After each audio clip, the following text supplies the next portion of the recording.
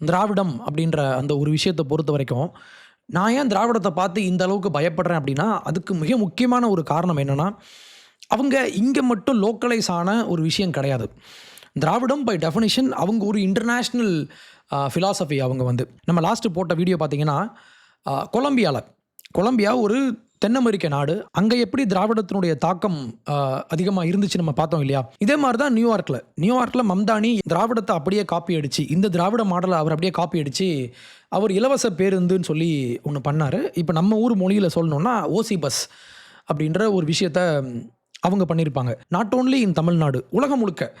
மேற்கத்திய நாடுகளுக்கும் திராவிட மாடல் ஏற்றுமதி செய்யப்பட்டிருக்கு. அவங்களும் நம்மளை பார்த்து காப்பி அடிக்கிறாங்க அப்படின்றது ரொம்ப ஒரு ஆச்சரியமான விஷயம்.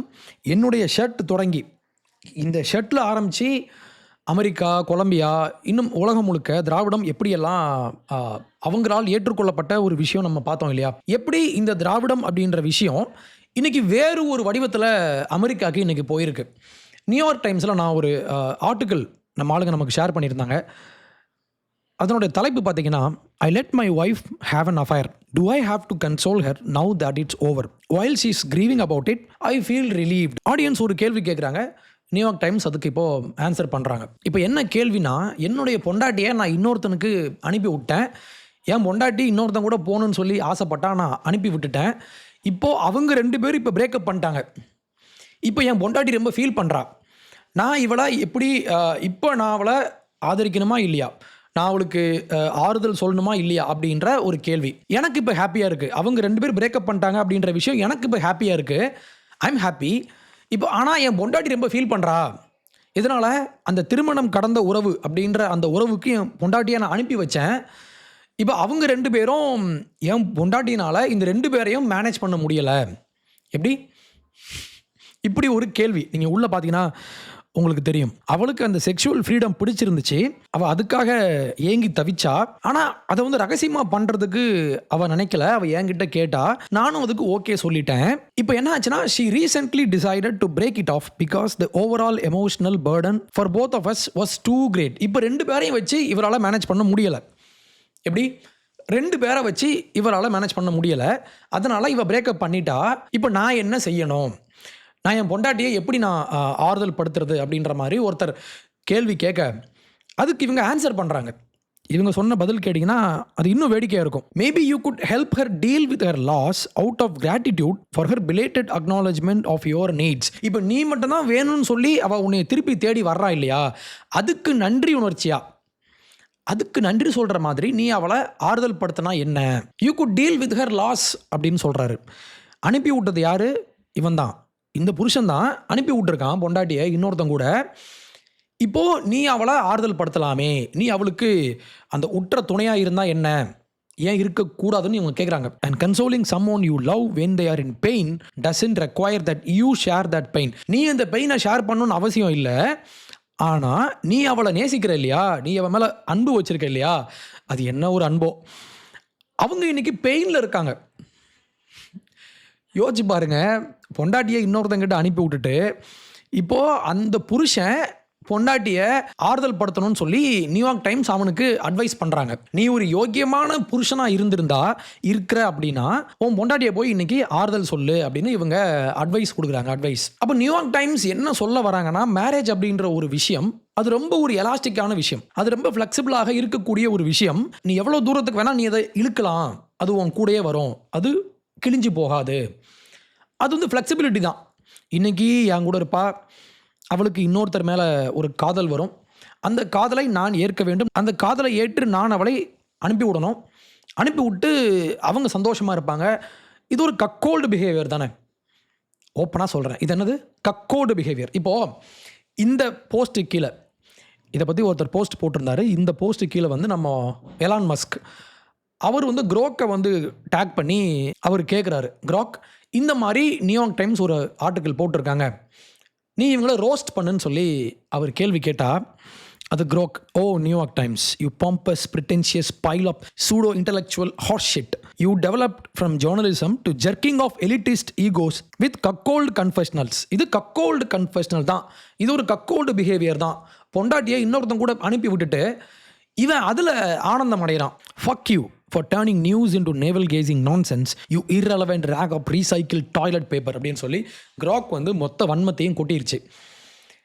இப்போது இந்த மாதிரி ஒரு கக்கோல்டு பிஹேவியரை என்கரேஜ் பண்ணுற மாதிரியான விஷயங்கள் இன்றைக்கி நடந்துகிட்ருக்கு நம்ம ஊரில்.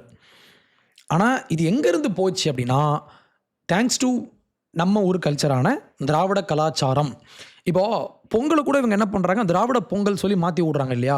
அப்போ இந்த மாதிரி விஷயங்களுக்கும் இவங்களுடைய அந்த டேக், அந்த திராவிடம் அப்படின்ற ஒரு டேக்ன்றது முக்கியமான ஒரு விஷயம். இந்த டேக் எல்லாத்துக்கும் பொருந்தும். எல்லா இடத்துலையும் போய் இவங்க வந்து ஒட்டிப்பாங்க. இதான் திராவிட கக்கோல்டு பிஹேவியர் தான் இன்றைக்கி நியூயார்க் டைம்ஸ் வரைக்கும் இன்றைக்கி போயிடுச்சு. இதுக்கு விதை போட்டது யார்? திராவிடம்.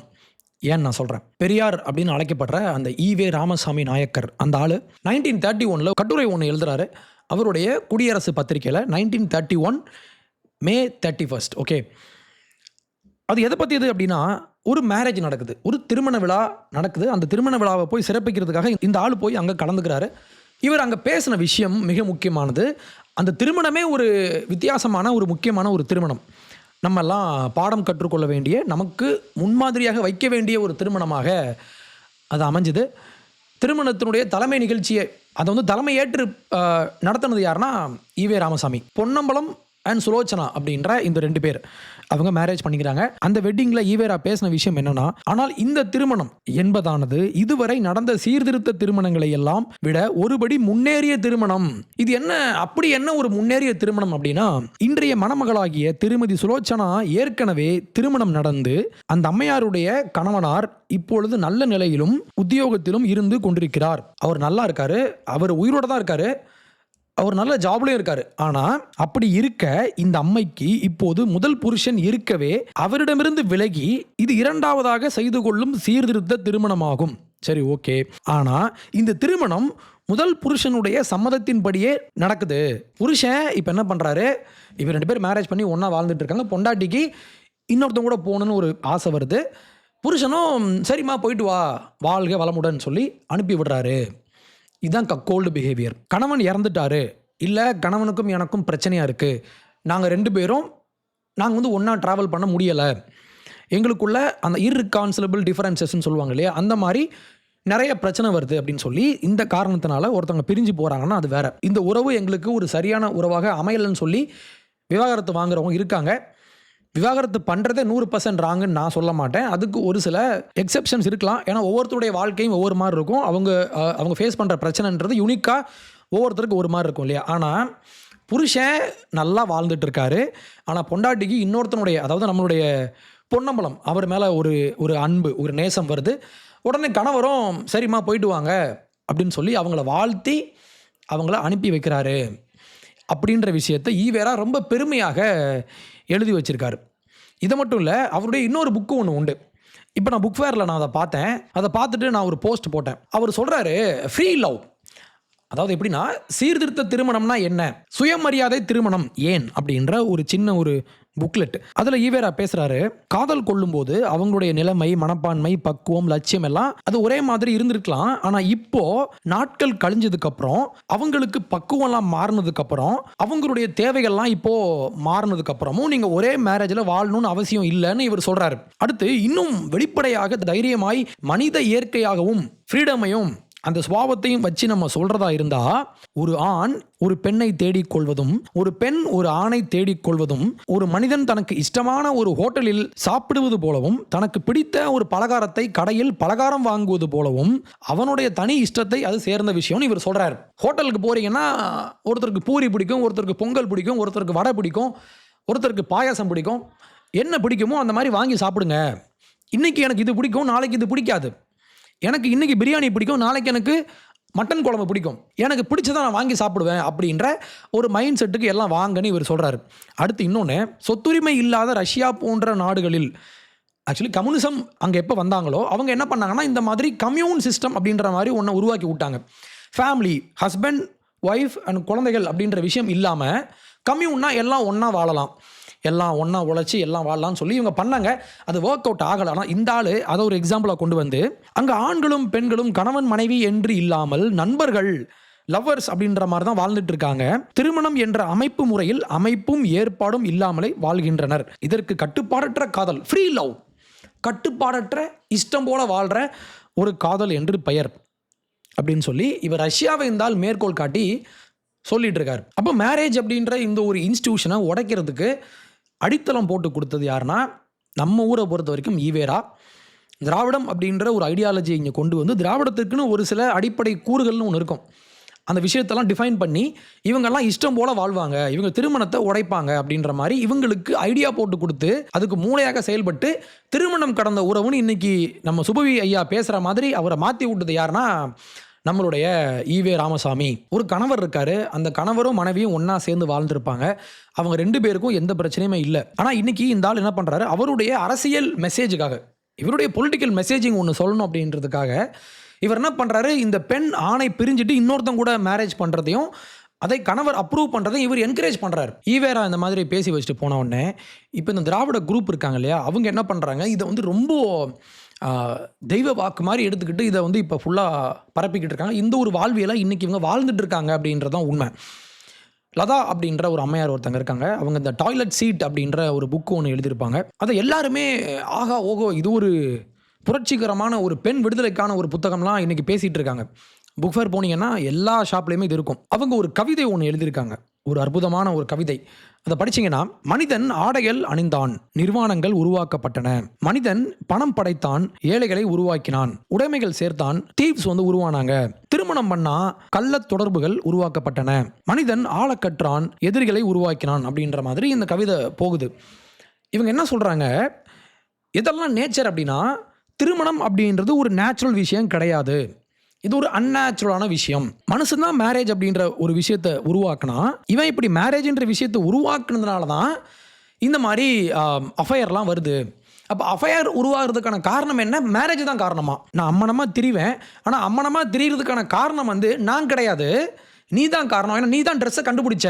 ஏன் நீ இன்னைக்கு ஏழையாக வாழ்கிறனா அது உன்னுடைய ஃபால்ட்டு இல்லை, அது ஏழைகளுடைய ஃபால்ட் இல்லை, அது யாருடைய ஃபால்ட்னா பணக்காரனுடைய ஃபால்ட். இவன் தான் பணம் வச்சுருந்தான், அதனால் ஏழைகள் உருவாயிட்டாங்கன்னு இவங்க சொல்கிறாங்க. அப்போ இது ஒரு ரிவர்ஸில் பார்க்குற ஒரு கோணல் பார்வை. அப்போது ஏழைகள் அப்படின்ற ஒரு விஷயமே கிடையாதுங்க, நிர்வாணம் அப்படின்ற விஷயமே இங்கே இல்லை. அதே மாதிரி அஃபையர், திருமணம் கடந்த உறவுன்னு ஒன்று ஏன் இல்லை அப்படின்னா திருமணத்தை நீ தான் உருவாக்கணும்னு இவங்க பேசுகிறாங்க. அப்போ இவங்களுக்கு இந்த மேரேஜ் அப்படின்ற அந்த ஒரு இன்ஸ்டிடியூஷன், பணம் அப்படின்ற அந்த ஒரு விஷயம், ஏன்னா இவங்கெல்லாம் கம்யூனிஸ்ட் குரூப்பு, கம்யூனிஸ்ட் டிசீஸ்னால பாதிக்கப்பட்ட ஒரு கூட்டம், இவங்க ஒரு ஜாம்பி கூட்டம். இவங்களுக்கு பணக்காரனா பிடிக்காது, இவங்க வந்து நிர்வாணமாக அலையணும் அப்படின்னு நினைக்கிற ஒரு குரூப்பு. இவங்கெல்லாம் நியூடிஸ்ட் குரூப். ஏன்னா இவங்களுடைய குருவான அந்த ஈவேராவே ஜெர்மனிக்கு போயிருந்தப்போ in 1930s இந்த மாதிரி நியூடிஸ்ட் குரூப் கூட சேர்ந்து அவங்களுடைய வாழ்வியல்லாம் எப்படின்னு சொல்லி இவர் தேடி பார்த்தவர் தான். அப்போ இந்த ஆளை பொறுத்த வரைக்கும் சரி தவறுன்னு ஒன்று இல்லை, எல்லாமே எக்ஸ்பீரியன்ஸஸ் தான். நான் போய் அதை எக்ஸ்பீரியன்ஸ் பண்ணுறேன், எனக்கு பிடிச்சிருந்தா அது என்னுடைய வாழ்வியலாக மாற்றப்படக்கூடிய ஒரு விஷயந்தான் அப்படின்னு இவர் யோசிச்சார். இதில் என்ன பெரிய பிரச்சனைனா, இவங்களுடைய அந்த ஒரு திங்கிங்கில் உள்ள ஒரு பெரிய ஒரு ஓட்டம் என்னென்னா, அந்த லிவ்டு எக்ஸ்பீரியன்ஸ்னு ஒன்று இருக்கும் இல்லையா, எல்லாருக்கும் ஒரு வித்தியாசமான ஒரு தாட்ஸ் எல்லாம் தோணும். எனக்கு ஒரு விஷயம் தோணுது அப்படின்னாலே அது சரி. இதை நான் அடிக்கடி நான் பேசிகிட்டு இருக்கேன். என்னென்னா எப்போவுமே இவங்களுடைய மைண்ட் எப்படி ஒர்க் ஆகும்னா, ஒரு பீப்புள் ஒரு விஷயத்தை அவங்க செய்கிறாங்க, அவங்க செய்கிறதுக்கு ஆசைப்படுறாங்க அப்படின்னாலே அது சரி அப்படின்ற இடத்துக்கு இவங்க நகர்றாங்க. For example, let's take phone industry for example. Phone இண்டஸ்ட்ரியை பொறுத்த வரைக்கும் இன்றைக்கி போன் ஏன் இன்றைக்கி இவ்வளோ தூரம் எனக்கு வளர்ந்துருக்குன்னா அதுக்கு முக்கியமான காரணம் அவங்க கொடுக்குற அந்த ஒரு ஃபேண்டசி. ஓகே, எல்லாமே பொய் தான், எதுவுமே உண்மை கிடையாது. இவங்க வந்து எந்த அளவுக்கு அதை கொண்டு போவாங்கன்னா, ஒரு பெண் கேங் பேங் பண்ணுறத ஒரு பெண் வந்து என்ஜாய் பண்ணுற மாதிரி இவங்க காட்டுவாங்க போனில். யோசிச்சு பாருங்கள், 3 4 ஃபார் எக்ஸாம்பிள். இது adult content. If you don't like the tone of it, just skip it. Adult கண்டென்ட்டை பொறுத்த வரைக்கும் அவங்க கேங் பேங் பண்ணுறப்போ அவங்க அவங்க எப்படி பண்ணுவாங்கன்னா, 4 பேர் ஒரு பொண்ணை பண்ணுவாங்க. அவங்க உடம்புல எங்கெல்லாம் பார்ட்ஸ் இருக்கோ அங்கெல்லாம் இவங்க வந்து உறவு வச்சுட்டு இருப்பாங்க. இதை ஒரு பெண் ரசிக்கிற மாதிரி இவங்க காட்டுறாங்க. பட் ரியல் லைஃப்பில் எந்த ஒரு பெண்ணும் இதை ரசிக்கிறது கிடையாது. போன் இண்டஸ்ட்ரியை சேர்ந்தவங்களே பேசியிருக்காங்க, கொக்கைன் அப்படின்ற ஒரு போதை மருந்து, மாத்திரை, இந்த மாதிரி விஷயங்கள் எடுத்துக்காமல் எங்களால் பெர்ஃபார்ம் பண்ண முடியாது. அவங்க இதை உண்மையாகவே அவங்க இதை என்ஜாய் பண்ணல, அவங்க நடிக்கிறாங்க. அதே மாதிரி இப்போ போனில் பார்த்தீங்கன்னா நிறையா வெரைட்டிஸ் கொடுப்பாங்க. மாமனாரும் மருமகளும் பண்ணுற மாதிரி, மருமகனும் மாமியாரும் பண்ணுற மாதிரி, ஸ்டெப்ஸ் அண்ட் ஸ்டெப் டாட்டர் அவங்க பண்ணுற மாதிரி, சித்தியும் அந்த பையனும் பண்ணுற மாதிரி, கசின்ஸ் பண்ணுற மாதிரி, அத்தை பண்ணுற மாதிரி, ஃப்ரெண்டோட ஒய்ஃபை பண்ணுற மாதிரி, இந்த மாதிரி நிறையா காம்பினேஷன்ஸ் அங்கே இருக்கும். காம்பினேஷன்ஸ் ஆனால் இதெல்லாம் ஏன் மக்கள் பார்க்குறாங்கன்னா ஒரு வித்தியாசமாக இருக்கும். இதெல்லாம் மக்கள் வந்து ஃபேண்டசைஸ் பண்ணுறாங்க. இது அவங்களுடைய ஒரு ஃபெட்டிஷ். ஓகே, இந்த மாதிரி பெர்வெர்ட்டாக யோசிக்கிறதுக்கான ஆட்கள் இங்கே உண்டு. அப்போது அவங்க அதை பார்க்குறாங்க அப்படின்றதுனாலேயே போன் இண்டஸ்ட்ரியில் இதெல்லாம் இன்றைக்கி க்ரோ ஆகுது அப்படின்ற காரணத்தினாலேயே போன் இண்டஸ்ட்ரி காட்டுற எல்லா உறவும் சரி நம்ம சொல்ல முடியாது. அப்போ எனக்கு ஒரு விஷயம் தோணுதுன்னா அது வந்து என்னுடைய பிரச்சனையை நான் வந்து சரியாக தவறா அப்படின்ற அந்த ஒரு லென்ஸ் இருக்கு இல்லையா, அங்கே தான் வச்சு பார்க்கணும். ஆனால் இவங்க அப்படி பண்ண மாட்டாங்க. இவங்க என்ன பண்ணுவாங்கன்னா, இதை இவங்க செய்கிறாங்க அதனால் இது சரி, இவங்களுக்கு இப்படி தோணுது அதனால் இது சரி. அப்போது இதில் ஃபேக்ட்ஸ் அப்படின்ற விஷயம் அகைன் அடிபட்டு போயிடும். இவங்களுடைய ஒரே விஷயம் என்னன்னா ஃபீலிங்ஸ். இவங்க இதை எப்படி கொண்டு வராங்கன்னா, மேரேஜ்ன்ற விஷயன்றது நார்மல் கிடையாது, அது அப்நார்மல். அப்போது மேரேஜ்ன்ற ஒரு விஷயம் நீ பண்ணதுனால தானே அங்கே அஃபேர்னு ஒன்று வருது அப்படின்னு சொல்லி இவங்க இந்த பக்கம் திருப்பி விடுறாங்க இப்போ. ஆனால் உண்மை என்னன்னா, ஒரு சில இன்ஸ்டிடியூஷன்ஸ் இத்தனை வருஷமாக ஒரு விஷயத்தை இவங்க இன்ஸ்டிடியூஷனலைஸ் பண்ணியிருக்காங்கன்னா அதுக்கு பின்னால் ஒரு காரணம் இருக்குது. ஜிகே ஜெஸ்டர்டன் அப்படின்ற ஒருத்தர் உண்டு, எனக்கு ரொம்ப பிடிச்ச ஒரு எழுத்தாளர். அவர் எழுதின ஒரு புக் ஒன்று உண்டு, ஹெரட்டிக்ஸ் அப்படின்ற ஒரு புத்தகம். அந்த புத்தகத்தில் அவர் ஒரு பேரபிள் ஒன்று சொல்லுவார், ஒரு உவமை ஒன்று சொல்லுவார். நம்ம அதை பார்க்கலாம். ஒரு ஸ்ட்ரீட்டில் ஒரு ஸ்ட்ரீட் லேம்ப் இருக்குது. அங்கே உள்ள மக்கள்லாம் கூடி அவங்க என்ன சொல்கிறாங்க, இந்த ஸ்ட்ரீட் லேம்பை நம்ம உடச்சிடலான்னு சொல்கிறாங்க, நம்ம இந்த போஸ்ட்டை வந்து நம்ம தகர்த்தரணும்னு சொல்லி இவங்க பேசுகிறாங்க. இந்த பிரச்சனையை இவங்க என்ன பண்ணுறாங்க, ஒரு மாங்க் கிட்ட வந்து கொண்டு போகிறாங்க. ஒரு கிரே கிளாட் மாங்க்னு இவர் சொல்கிறாரு, who is the spirit of the middle ages காலத்தை சேர்ந்த ஒரு பூமர் அங்கிள் மாதிரி நம்ம வச்சுக்கலாம். ஒரு பூமர் அங்கிள் மாதிரி இருக்கிற ஒரு மாங்க் கிட்ட போய் இவங்க பேசுகிறாங்க. இந்த ஸ்ட்ரீட் லேம்ப் எங்களுக்கு வேண்டாம்னு சொல்லி இவங்க பேசுகிறப்போ அவர் திருப்பி ஒரு கொஸ்டின் ஒன்று கேட்குறாரு. Let us first of all consider my brothers, the value of light. If light be in itself good, லைட்டினுடைய வேல்யூவை நீங்கள் முதல்ல தெரிஞ்சுக்கலாமே. இங்கே ஒரு லேம்ப் போஸ்ட் இருக்குது, லேம்ப் போஸ்டினுடைய நோக்கம் வந்து டு கிவ் லைட். அப்போ லைட் அப்படின்ற விஷயம் நமக்கு தேவை அப்படின்றதுனால தான் இந்த லேம்ப் போஸ்ட் இங்கே ஃபஸ்ட்டு வச்சுருக்காங்க. அதனுடைய நோக்கத்தை நம்ம ஃபஸ்ட்டு புரிஞ்சுக்கலாமேன்னு இவர் சொல்கிறாரு. ஆனால் அதுக்குள்ளே at this point he somewhat excusably knock down. அவர் அந்த சென்டென்ஸை வந்து அவர் சொல்லக்கூட விடலை, அவர் அடித்து போட்டாங்க. ஓரமாக போடான்னு சொல்லி இவரை அடித்து விரட்டியாச்சு. அடிச்சு விரட்டிட்டு all the people make a rush for the lamp post. The lamp post is down in 10 minutes and they go about congratulating each other on their unmedieval practicality. இப்போ இவர் யாரு, மெடிவல். இப்போ நம்ம யாரு, நம்மலாம் ப்ரோக்ரெசிவ், நம்மலாம் அன்மெடிவல் பீப்புள், நம்மலாம் முன்னேறிய மக்கள் அப்படின்ற ஒரு அகம்பாவம். நீ வந்து மெடிவல், நீ பூமர். ஆனால் நான் யாரு, நான் உன்னை விட அறிவு படைச்சவன், நான் உன்னோட முன்னேறின ஒருத்தன் அப்படின்ற ஒரு அகம்பாவம். But as things go on, they do not work out so easily. Some people have pulled the lamp post down because they wanted the electric light. இப்போ அங்க உள்ள அந்த கும்பலுக்கு ஒவ்வொருத்தனுக்கும் ஒரு நோக்கம் உண்டு. இவன் ஏன் இந்த லேம்ப் போஸ்ட்டை உடைச்சான்னா இவனுக்கு ஒரு நோக்கம் உண்டு. இவனுடைய நோக்கம் என்ன, அங்கே ஒரு எலக்ட்ரிக் லைட்டை கொண்டு வரணும்னு இவன் நினைக்கிறான். இன்னொருத்தனுடைய நோக்கம் என்னன்னு பார்த்தீங்கன்னா, some because they wanted old iron, some because they wanted darkness, because their deeds were evil. அங்கே உள்ள வந்தவன் அவனுக்கு இருட்டு பிடிக்கும், ஏன்னா அவன் திருட்டு பையன். இருட்டு இருந்தால் மட்டும்தான் அவன் திருட முடியும். அப்போ ஒவ்வொருத்தனும் அந்த லைட்டை அணைக்கணும் அப்படின்றதுக்கு ஒவ்வொருத்தனுக்கும் ஒரு காரணம் இருக்குது. இதில் இன்னொரு குரூப்புக்கு பார்த்தீங்கன்னா, some acted because they wanted to smash municipal machinery.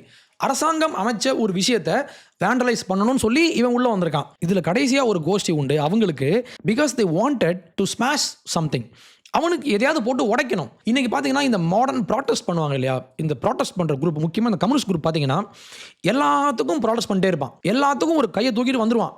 வந்துட்டு நான் வந்து உடைக்கிறேன்னு சொல்லி உடைப்பான், எல்லாத்தையும் சும்மாவே உடைப்பான். இதான் இவனுடைய பிரச்சனை. So gradually and inevitably today, tomorrow or the next day, there comes back the conviction that the monk was right after all and that all depends on what is the philosophy of light. அப்போ light அப்படின்ற ஒரு விஷயத்துக்கான philosophy என்ன, light ஏன் அவசியம் அப்படின்ற விஷயத்தை பற்றி இவங்க யோசிக்காம அந்த மாங்க் ஏன் சொன்னார்ன்ற விஷயத்தை இவன் இப்போ தான் புரிஞ்சுக்கிறான்.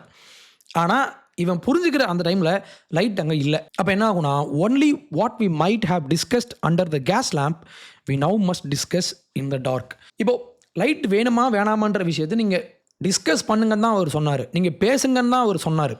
ஒரு விஷயம், ஒரு இன்ஸ்டியூஷன் இங்கே அமைக்கப்பட்டிருக்கு, மேரேஜ்ன்ற விஷயம் இங்கே இருக்குது, ஃபேமிலின்ற விஷயம் இங்கே இருக்குது, குடும்பம், பணம், கேபிட்டலிசம் அப்படின்ற விஷயம் இங்கே இருக்குது. அதை நீங்கள் உடைங்க, உங்களுக்கு பிடிக்கலாம், நீங்கள் அதை பற்றி பேசலாம், ஆனால் அட்லீஸ்ட் அதை முதல்ல பேசுங்க.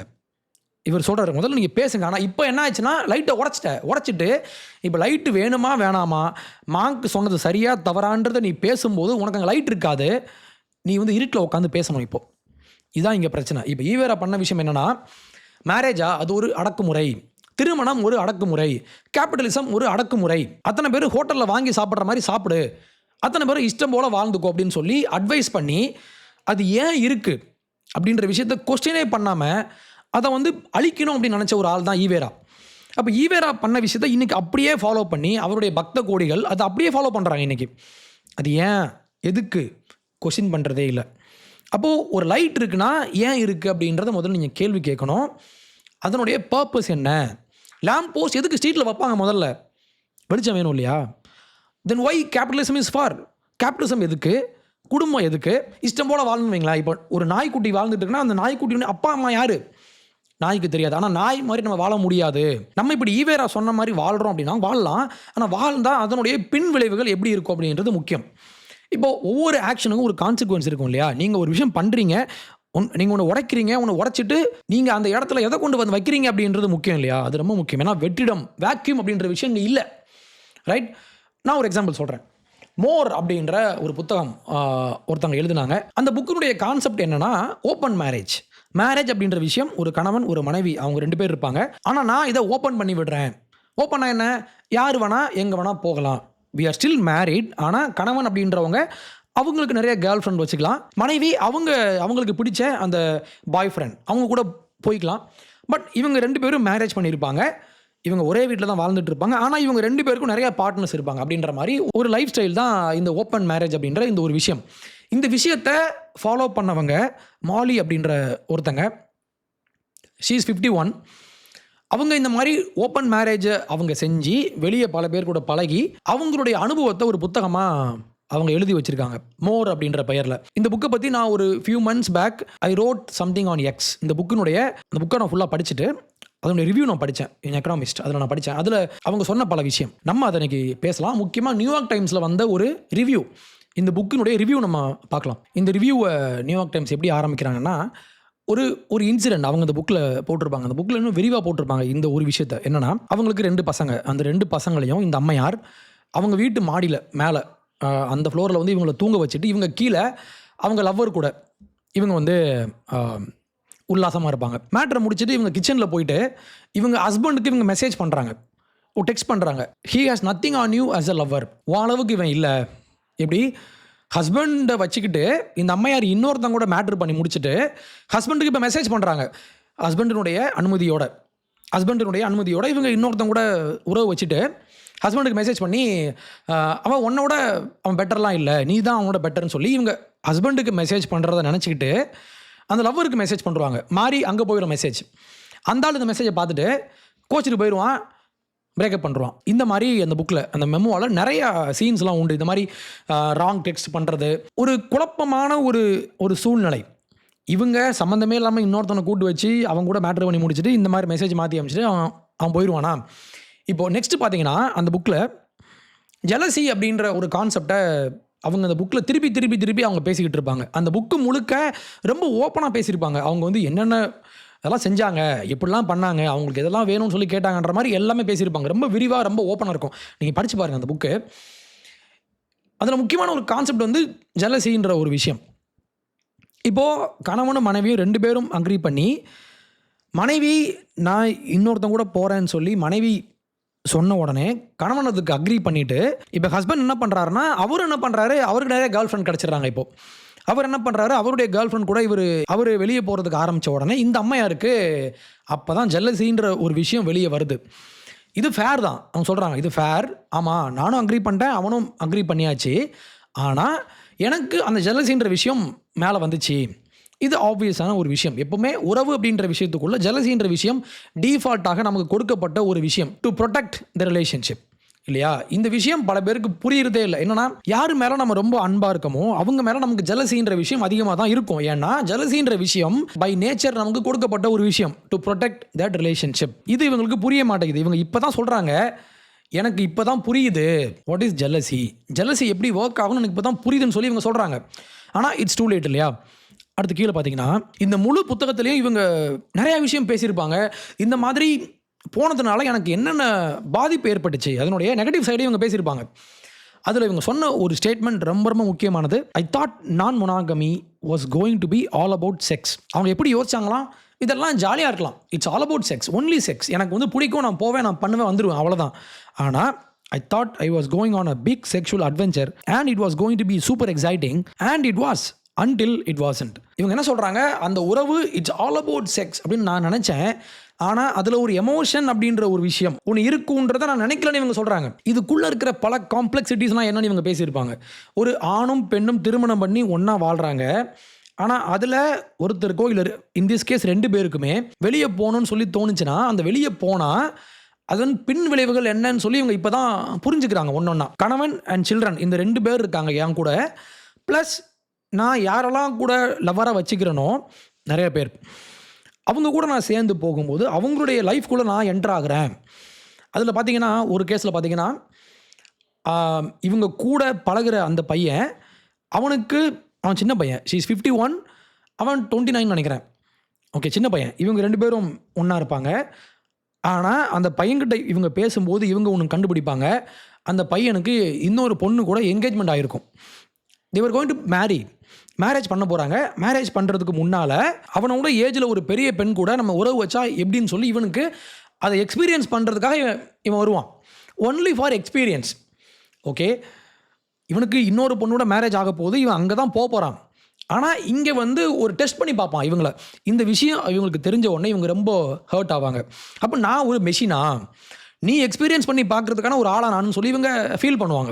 அந்த ஃபீலிங்ஸ் தான் ரொம்ப விரிவாக எழுதி வச்சுருப்பாங்க. அப்போ என்னன்னா, நான் இன்னொருத்தருடைய வாழ்க்கைக்குள்ளே நான் போகும்போது என்னோடய எமோஷன்ஸை பாதியை நான் அங்கே விட்டு வருவேன். அவங்க எமோஷன்ஸ் என் கூட இருக்கும்.